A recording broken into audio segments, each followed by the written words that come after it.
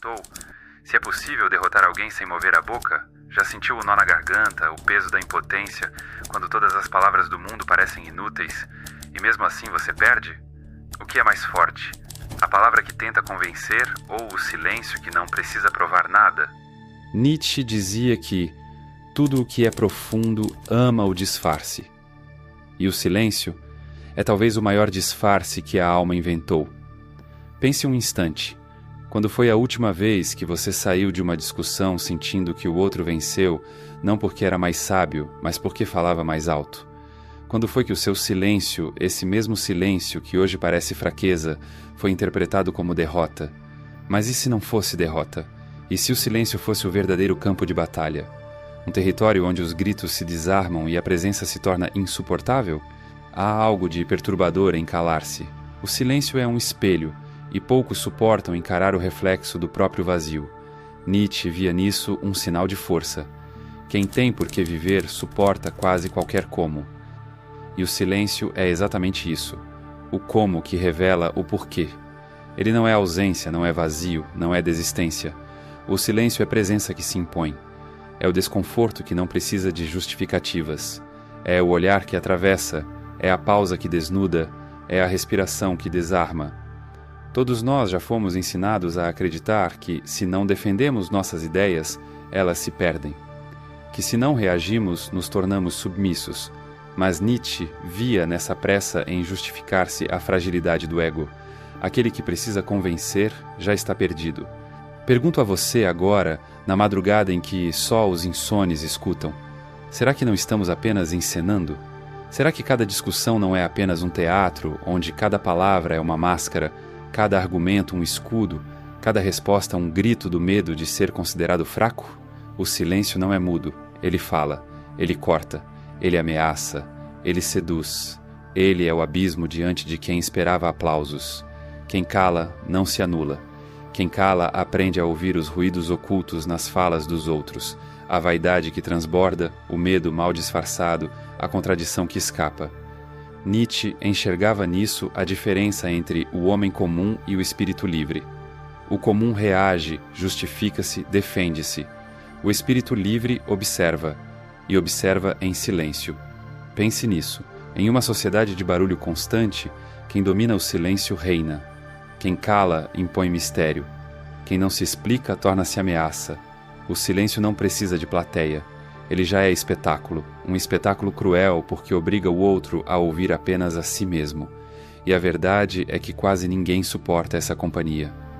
Hoje eu quero te convidar a olhar o silêncio de outra forma, não como submissão, não como derrota, mas como arma, como linguagem, como poder.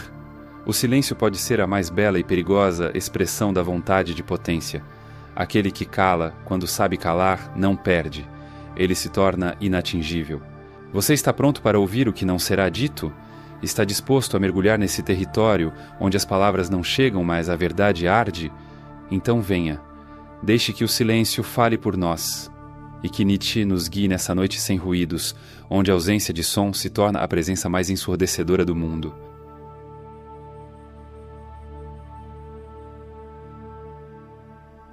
Há momentos em que o silêncio não é ausência, é presença, é peso, é um grito que não precisa de som.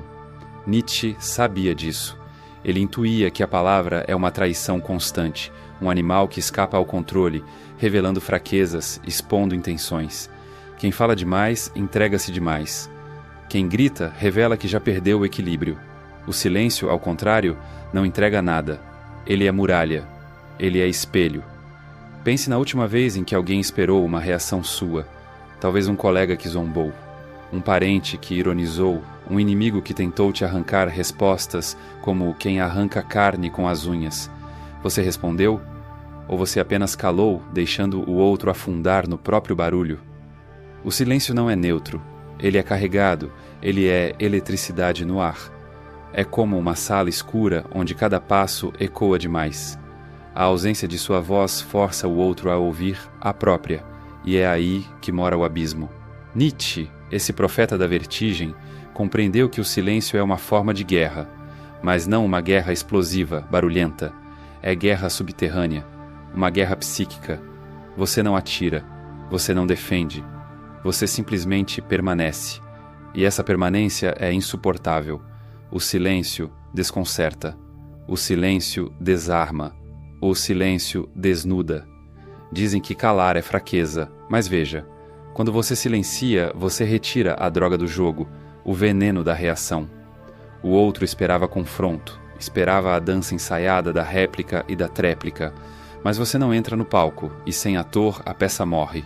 O silêncio é o gesto supremo de não participar, de se retirar da lógica do teatro social, de recusar o convite à batalha, e nessa recusa há poder, porque nada perturba mais do que alguém que não joga o mesmo jogo.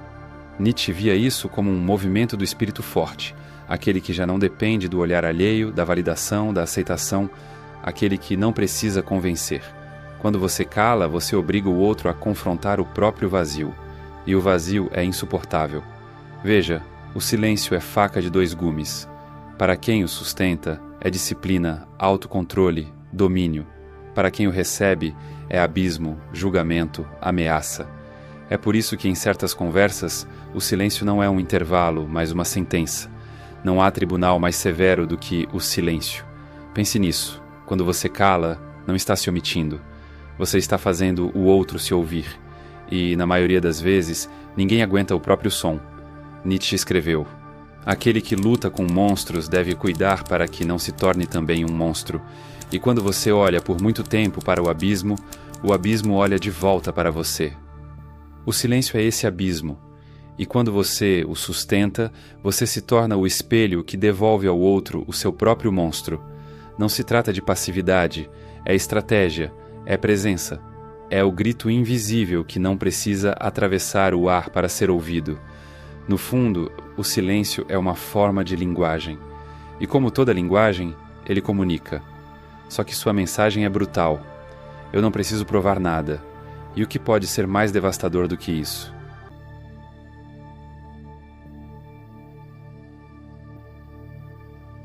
O ego tem fome, e sua fome é insaciável. Ele quer ser ouvido, quer ser validado, quer ser reconhecido. É por isso que discutimos tanto, não para descobrir a verdade, mas para proteger o espelho rachado que carregamos no peito. Nietzsche enxergou isso com uma clareza quase cruel. Ele sabia que os debates, tão celebrados como arenas de ideias, são muitas vezes teatros de vaidade. Não buscamos o verdadeiro, buscamos o aplauso, buscamos a sensação de estar por cima, mesmo que por instantes. O ego transforma cada palavra em espada, cada silêncio em ameaça, cada crítica em ofensa pessoal. E assim cada conversa se converte num campo de batalha. Não porque estamos defendendo princípios, mas porque não suportamos ser vistos como fracos. Você já percebeu? Que muitas vezes o outro não escuta o que você diz. Ele apenas espera a sua pausa para contra-atacar. O diálogo vira coreografia. O ego dança, mas a dança é sempre de guerra. Nietzsche chamava isso de moral de rebanho. O desejo infantil de ser aceito, amado, incluído. O medo visceral de ser rejeitado, ridicularizado, esquecido. E é esse medo que nos empurra para o palco do teatro social. Você precisa se justificar. Você precisa provar que está certo. Você precisa convencer. Mas veja o truque. Ao tentar convencer, você já se entregou. Porque quem precisa convencer já não acredita plenamente em si mesmo. A necessidade de ser validado é a confissão de uma ferida. E o outro, mesmo que inconscientemente, sente isso. Ele sente a sua entrega. Sente o seu desespero por aceitação e se aproveita disso. O ego é uma criança assustada vestida de adulto. Ele teme a rejeição como se fosse morte. Ele teme o silêncio como se fosse abandono. Ele teme o riso do outro como se fosse uma sentença. E por isso grita, se justifica, explica demais, se defende de tudo. E quanto mais fala, mais revela. Nietzsche entendia que esse impulso é escravidão. A mente que reage é uma mente subjugada. A mente que observa em silêncio é uma mente livre. Quando você sente a necessidade quase irresistível de responder, de corrigir, de mostrar que está certo, de limpar a própria honra, lembre-se, isso não é força, é fraqueza. O silêncio nesse momento não é fuga, é resistência, é domínio. Veja como funciona. O outro fala.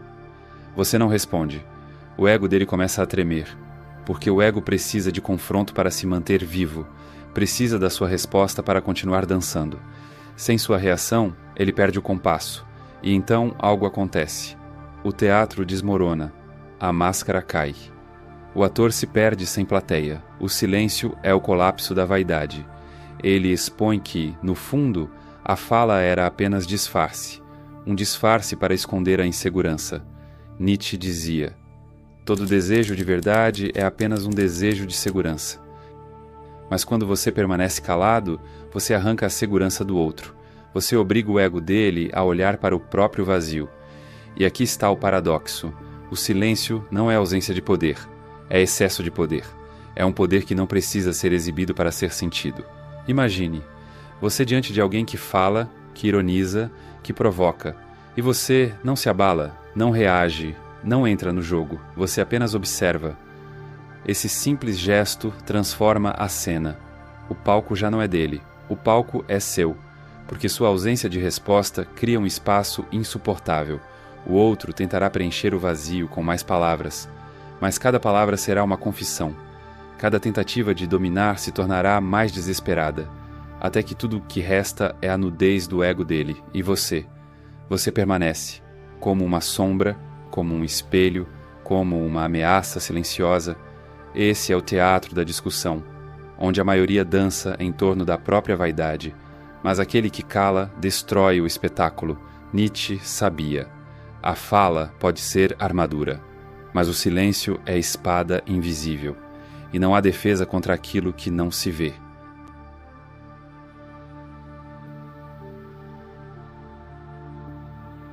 Há uma figura que Nietzsche esculpiu não como quem descreve um ideal, mas como quem lança uma bomba contra tudo que já acreditamos. O Übermensch, o além do homem, o ser que não vive segundo as leis do rebanho, mas que cria a própria lei. Aquele que não precisa do aplauso, porque o silêncio de sua presença já é suficiente para estremecer os alicerces da moral comum.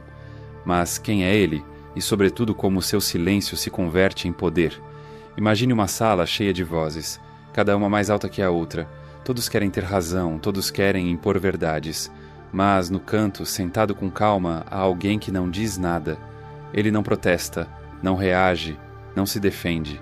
E, de repente, todos os olhares se voltam para ele. Por quê? Porque o silêncio dele é presença. E presença é poder. O Übermensch domina o silêncio porque já transcendeu a necessidade de provar qualquer coisa. Ele não é definido pelas palavras que oferece, mas pela atmosfera que cria ao redor de si. Ele não disputa terreno, ele o impõe, sem mover um músculo, sem erguer a voz. O silêncio do Übermensch é diferente do silêncio comum. Não é fuga, não é submissão, não é medo, é um silêncio carregado de intenção, como se cada segundo calado fosse uma espada suspensa no ar. Todos sentem o fio dessa lâmina, ainda que ela nunca toque a pele. Há um detalhe fundamental. O silêncio do Übermensch não é vazio. É densidade, é peso, é vibração. É como entrar numa catedral abandonada e sentir que as paredes guardam segredos que não precisam ser ditos. Enquanto os outros se desgastam no ruído das justificativas, ele observa. E no observar ele compreende. Ele lê entre linhas. Percebe o medo escondido em cada sorriso forçado. Percebe a insegurança disfarçada de agressividade. Percebe a máscara que se esforça demais para não cair. O Übermensch sabe que cada palavra falada é uma revelação, e quanto mais o outro fala, mais se entrega. Por isso ele cala, porque não precisa expor-se para existir. Sua própria existência já é exposição suficiente. Nietzsche escreveu: o homem é uma corda estendida entre o animal e o além do homem. Uma corda sobre um abismo. O silêncio do Übermensch é justamente esse abismo. Quem se aproxima sente o vértigo. Não sabe se avança, se recua, se enfrenta ou se foge. E nesse vacilo, nesse medo do vazio, o outro já está vencido. Você já viu isso acontecer? Alguém que entra em um espaço sem dizer nada, mas todos sentem a mudança no ar. Alguém que não precisa erguer a voz para impor respeito. Alguém cujo olhar já basta para desestabilizar a confiança dos outros. Esse é o domínio silencioso. Não é exibicionismo, é presença. e presença não pode ser simulada. Mas atenção, esse silêncio exige um preço brutal. Ele só é possível para quem já matou dentro de si o desejo de aprovação. Enquanto você ainda busca reconhecimento, seu silêncio será incômodo para você mesmo. Você sentirá a vontade de se explicar, de reagir, de preencher o vazio, e é nesse impulso que mora a prisão. O Übermensch, ao contrário, já não tem pressa. Ele sabe que o tempo trabalha a seu favor. Ele sabe que a pausa é arma. Ele sabe que a ausência de resposta é presença multiplicada. O silêncio dele é ameaça, é autoridade. É como se dissesse: eu não jogo o seu jogo. Eu crio o meu e aqui está o segredo. O silêncio do Übermensch não se limita a calar o outro. Ele molda o mundo em sua própria imagem. Ele transforma o ambiente. Ele impõe novas regras sem nunca anunciá-las. A maioria fala para convencer. O Übermensch cala para transformar. A maioria discute para vencer. O Übermensch observa até que o outro se destrua sozinho. A maioria busca provas e testemunhas. O Übermensch não precisa. Sua simples permanência é testemunho. Nietzsche dizia que o Übermensch cria valores. E criar valores é também decidir quando falar e quando calar. Seu silêncio não é passividade, é criação. É a imposição de um novo ritmo, de um novo jogo, de um novo espaço. E isso desestabiliza, porque a sociedade do ruído não suporta quem não joga a mesma dança. No fundo, todos esperam reação. Quando ela não vem, nasce o desconforto. E o desconforto é poder. Pergunte a si mesmo: quantas vezes você reagiu apenas para não parecer fraco? Quantas vezes você explicou demais, justificou demais, falou demais e depois se arrependeu? O Übermensch não comete esse erro, porque ele não deve nada a ninguém. Seu silêncio é soberania. O silêncio é presença. O silêncio é escudo. O silêncio é espada. O silêncio é coroa. Quem domina o silêncio, domina a cena. Quem domina a cena, domina o mundo. E o Übermensch, esse além do homem nietzschiano, reina não pelo que diz, mas pelo que cala.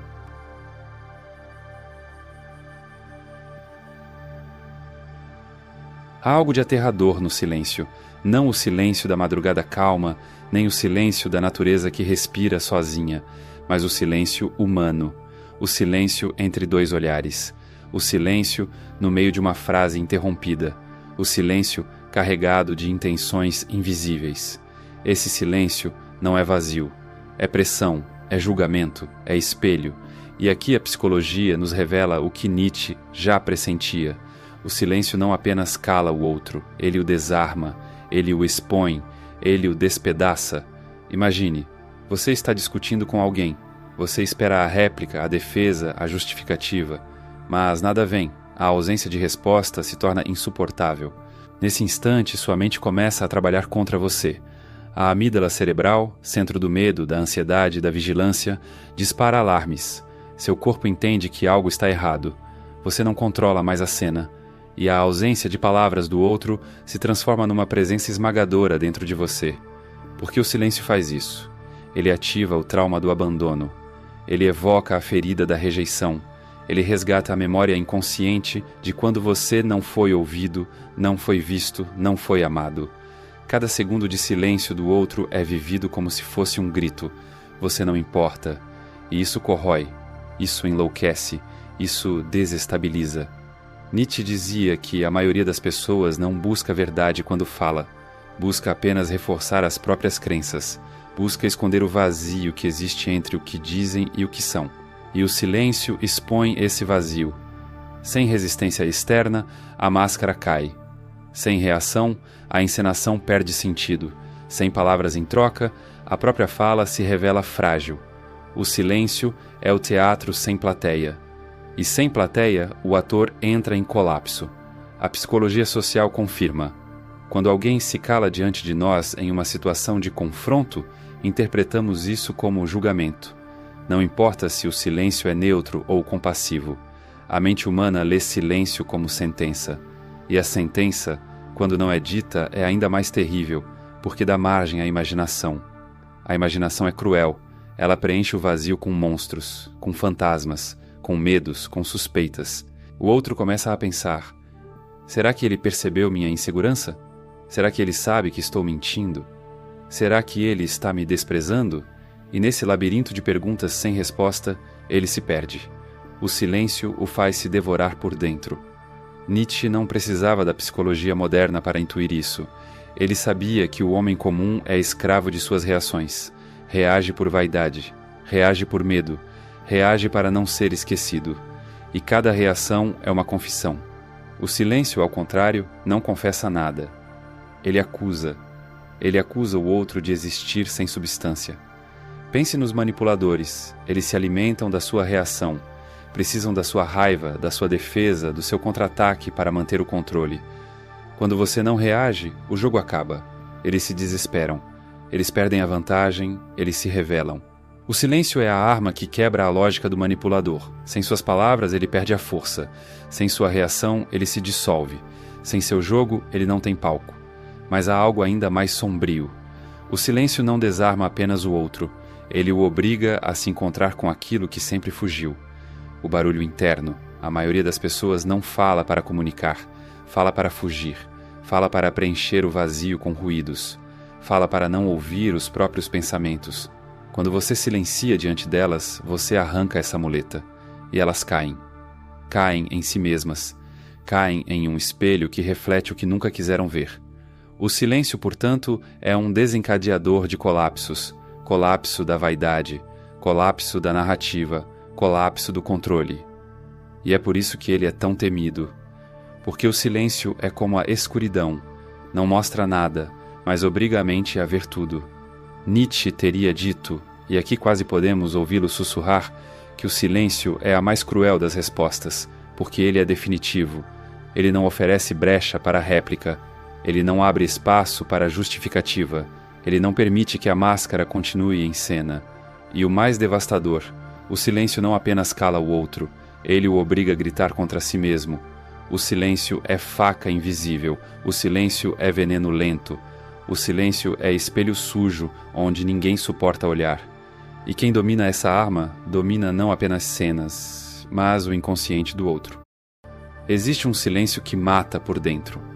Um silêncio que não é presença, mas ausência, que não é domínio, mas submissão, que não é força, mas medo.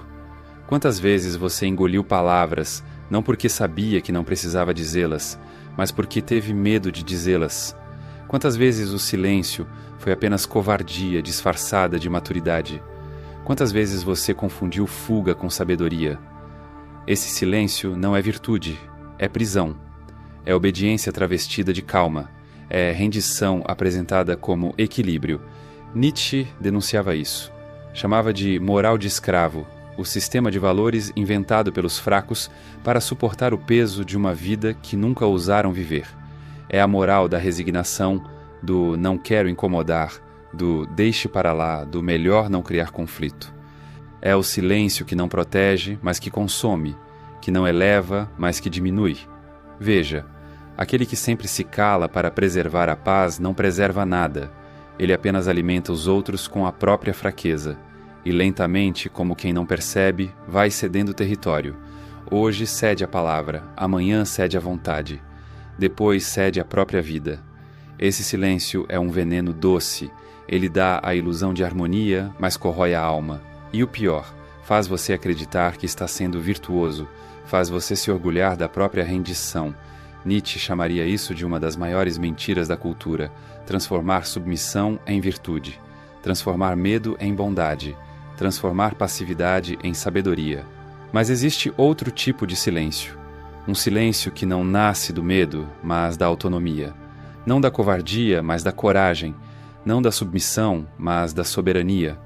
Esse é o silêncio que se impõe. O silêncio que diz: não devo nada a você. O silêncio que cria fronteiras invisíveis e, ao mesmo tempo, intransponíveis. O silêncio que não se esconde, mas que afirma. Esse silêncio é presença. É muralha. É espada. É coroa. E aqui está a diferença essencial. No silêncio submisso, você cala porque teme. No silêncio autônomo, você cala porque sabe. O primeiro é vazio. O segundo é cheio de intenção. O primeiro é apagamento. O segundo é afirmação. O primeiro é covardia. O segundo é poder. Nietzsche falava da vontade de potência, não como desejo de dominar os outros, mas como força de dominar a si mesmo.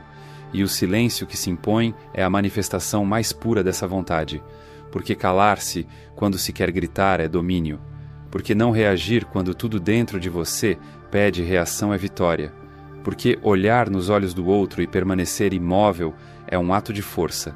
Esse silêncio não pede desculpas. Esse silêncio não implora compreensão.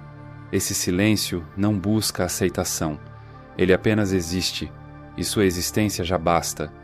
Mas, para chegar a esse silêncio, é preciso atravessar um deserto, o deserto da solidão, o deserto da rejeição, o deserto de não ser compreendido. A maioria não aguenta. A maioria prefere falar, explicar-se, justificar-se, porque ser mal interpretado é insuportável. Mas o Übermensch, o além do homem, sabe que ser incompreendido é privilégio.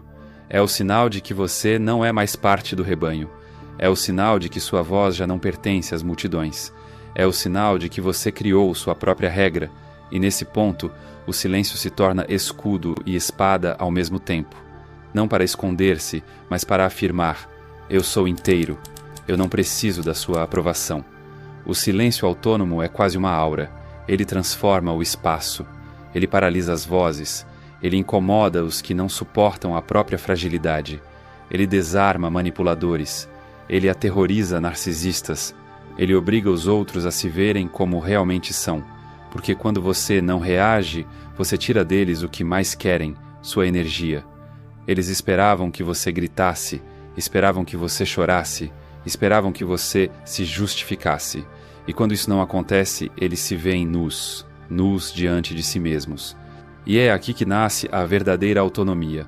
No instante em que você compreende que não precisa mais da reação como defesa. No instante em que você percebe que não deve nada a ninguém. No instante em que seu silêncio não é covardia, mas coroação.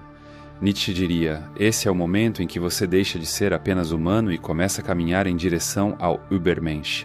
Não porque dominou os outros, mas porque dominou a si mesmo. Mas há um último ponto.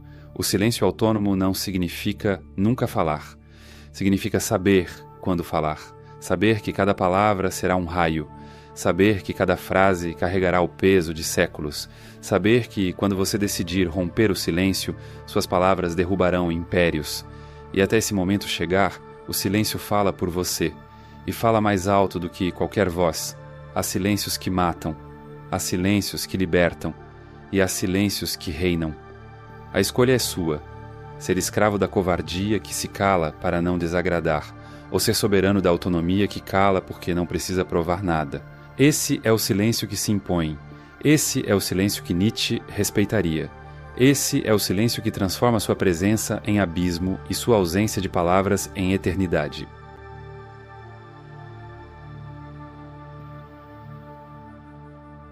O silêncio, agora você já sabe, não é ausência, não é covardia, não é neutralidade.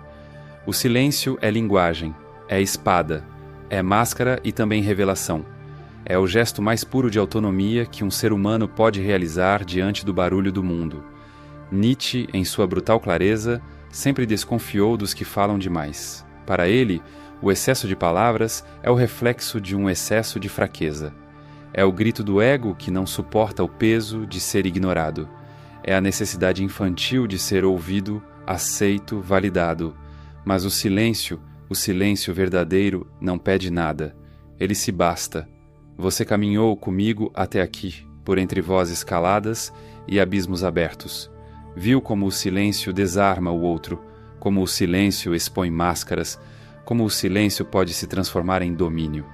Mas também viu que existe um silêncio covarde, aquele que engole palavras por medo de conflito, que se esconde atrás da falsa paz, que confunde submissão com equilíbrio. E aqui agora é preciso escolher. De que lado do silêncio você está? Do lado de quem se cala por medo de existir, ou do lado de quem cala porque já não precisa justificar sua existência? Pense na sua vida. Quantas vezes você deixou de reagir e por dentro se sentiu diminuído, esmagado, humilhado? Esse não é o silêncio que Nietzsche admiraria. Esse não é o silêncio que transforma. Esse é o silêncio do escravo, da moral herdada, da domesticação. Mas também pense naquelas raras vezes em que você conseguiu se calar não por medo, mas por força. Naquelas vezes em que não reagiu porque já sabia que não precisava provar nada. Naquelas vezes em que o silêncio foi sua muralha. Naquelas vezes em que o silêncio pesou mais que 1000 argumentos. Essas foram as vezes em que você tocou, ainda que por instantes, a essência do Übermensch. Porque ser mais esperto que alguém sem dizer uma palavra não é sobre manipular, nem sobre vencer debates. É sobre vencer a si mesmo. É sobre calar o grito infantil do ego que implora reconhecimento. É sobre habitar um espaço de presença tão sólido, tão firme, que sua simples existência já é resposta. Nietzsche nos lembra que a vida não é um tribunal onde precisamos nos defender o tempo todo. A vida é um campo aberto, selvagem, onde apenas aqueles que ousam criar suas próprias regras sobrevivem de verdade. E o silêncio é uma dessas regras secretas, uma arma invisível que só os fortes podem carregar. Agora olhe para dentro, pergunte-se: quantas das minhas palavras nascem de medo? Quantos dos meus discursos são apenas tentativas de convencer a mim mesmo? Quantas vezes eu falo para não precisar ouvir o que meu silêncio diria? É difícil admitir, mas a maioria de nós teme o silêncio porque teme a si mesmo.